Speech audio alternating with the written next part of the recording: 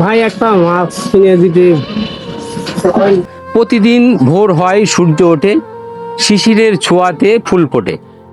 শিশিরের ছোঁয়াতে ফুল ফুটলেও এই কুটি দুর্গাপুর শোলমারি বাজারে যিনি ফুল ফোটায় তিনি আর কেউ নয়, আমাদের এই আক্কাস ভাই। সকালে যখন ভোরে মানুষ ঘুমিয়ে থাকে তখন এই বেচারা চলে আসে এই বাজারে।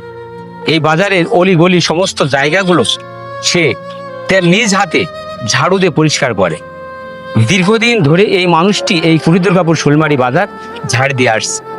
আজকে আমাদের কাছে দাবি করেছে আমার কাছে একটি মাছ কিনে দিতে। আমরা এই অসহায় মানুষটির আজকে একটা মাছ কিনে দেবো। তার ছোট্ট একটা দাবি আমাদের কাছে যে একটা মাছ কিনে দেবে। আমরা মনে করি যে এই আক্কাস ভাই ছাড়া আমাদের এক মুহূর্ত চলে না। মজার ব্যাপার হচ্ছে, আপনারা প্রশ্ন করতে পারেন যে কেন চলে না, এই আক্কাস ভাই ছাড়া কি আমাদের চলে? যে মানুষটা আজকে দীর্ঘদিন ধরে এই কুটি দুর্গাপুর শোলমারি বাজারটা পরিষ্কার করছে তার নিজ হাতে ঝাড়ু দিয়ে, অলি গলি সমস্ত জায়গাগুলো পরিষ্কার করে রাখে। কোনো এক হাটবার, কোনো এক বাজারের দিন যদি আক্কাস ভাই অনুপস্থিত থাকে, সেই দিন এসে এই বাজারে কেউই বসতে পারে না। সমস্ত জায়গায় নোংরা হয়ে থাকে, অপরিষ্কার হয়ে থাকে। তাহলে আক্কাস ভাই ছাড়া কি আমাদের চলে? না, চলেন। এই হচ্ছে আমাদের আক্কাস ভাই। আক্কাস ভাই আজকে আমার কাছে একটা চেয়েছে মাছ। আমরা মাছ বাজারে যাই তার নিয়ে, আপনারা আমাদের সাথে থাকুন। আমাদের প্রিয় আক্কাস ভাইয়ের জন্য আমরা কিনে দেবো আজকে একটা মাছ।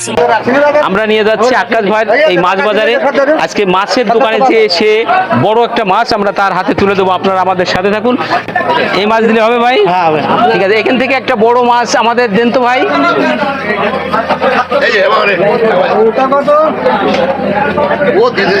বড়টা দেবেন। আক্কাস ভাই যে এই কুটি দুর্গাপুর শোলমারি বাজার তার নিজ হাতে এই বাজারটা ক্লিন করে রাখে, যে ঝাড়ুদার দীর্ঘদিন ধরে এই কাজটা সে করে আসছে। আজকে আমাদের এই আক্কাস ভাইয়ের ছোট্ট একটা দাবি হয়তোবা তার কাছে অনেক বৃহত্তম আশার পূরণ হতে পারে। ঠিক আছে, দেন। এই যে ভাই, এই যে টাকা। এই যে আক্কাস ভাইয়ের যে কাজটা সে নিজ হাতে করে, এই কুটি দুর্গাপুর শোলমারি বাজার দীর্ঘদিন ধরে এই হাট ঝাড়ু দেয়। মানুষ যখন ভোরের সূর্য ওঠার আগে গভীর ঘুমে আচ্ছন্ন থাকে, তখন এই মানুষটি তার শীত, গ্রীষ্ম, বর্ষার সমস্ত ঋতুতে এই বাজারে এসে এই বাজারটার সমস্ত জায়গায় অলিগলি পরিষ্কার করে ঝাড়ু দেয় এই নিজ হাতে। সে বলছে যে আজকে আমার যদি কোনো সহৃদয়বান মানুষ, দেশ এবং প্রবাসে যদি কোনো সহৃদয়বান মানুষ আমার একটা ভ্যান গাড়ি কিনে দিত, তাহলে আমি এই হাট ঝাড়ু দেওয়া কাজটা আর করতাম না। কত তার কষ্টের কথাটা আপনাদের সাথে শেয়ার করছে। দেশ এবং প্রবাসে যেনারা আছেন, এনারা যদি এই অসহায় মানুষটির দিকে একটু তাকান। ভিটে বাড়িটাও নেই।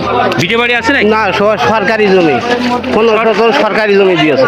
সরকারি জমিতে সে কোনো রকম মাথা গোজার একটা ঠাঁই করে জীবনযাপন করে। এই অসহায় মানুষটির দিকে আপনারা একটু সুদৃষ্টি দেন। যদি কোনো সহৃদয়বান মানুষ একটা ভ্যান গাড়ি কিনে দিতে পারেন, তাহলে সে আর এই হাট ঝাড়ু দেওয়া কাজটা আর করবে না। বলছে যে আমার এই হাট ঝাড়ু দেওয়া কাজটা আমি আর করব না। আমি এটা বাদ দিয়ে আমি একটা ভ্যান গাড়ি চালিয়ে খাবো, জীবনযাপন করব। আমি ভ্যান গাড়ি চালিয়ে খাবো। আর যে আমার মাছটা দিয়েছে প্রবাসী, আল্লাহ তার হায়াত কবুল করুক, রোজগাম ইনকাম হোক, সুখ সমৃদ্ধি থাকুক, দোয়া করি তার জন্য হাজার হাজার সালাম। আলহামদুলিল্লাহ। রবিউল ইসলাম ভাই কুয়েত প্রবাসী, তারই দোয়া করি, তার জন্য দোয়া করি সে ভালো থাকুক, সুসমান মতো তার মা দেশে ফিরে আসুক, দেখা হবে। আল্লাহর কাছে লাখ শুকরিয়া। না, কেউ আমার কোনো দিন একটা মাছ এত রোজা গিয়েছে, সালাদ গিয়েছে, এই এত বড় বড় লিডার আছে, কোনো দিন আমার একটা মাছ কিনে কেউ দিইনি। আজকে আপনার হাতে আমি মাছটা পালাম। যাক, আলহামদুলিল্লাহ। আমাদের প্রিয় আক্কাস ভাইয়ের দিকে আপনাদের আবারও আমরা দৃষ্টি আকর্ষণ করছি যে আপনারা একটু সহৃদয়বান হয়ে যদি কোনো মানুষ এই অসহায় মানুষটির দিকে একটু সুদৃষ্টি দেন, একটা ভ্যান গাড়ির ব্যবস্থা করে দেন। 1 শতক জমিও তার নেই, তাহলে সে বলছে যে আমি আর হাট ঝাড়ুদা কাজ আর করবো না, আমি ভ্যান গাড়ি চালিয়ে খাবো। এই আক্কাস ভাইয়ের কাছ থেকে আমরা এই শোলমারি বাজার থেকে বিদায় নিচ্ছি। আসসালামু আলাইকুম।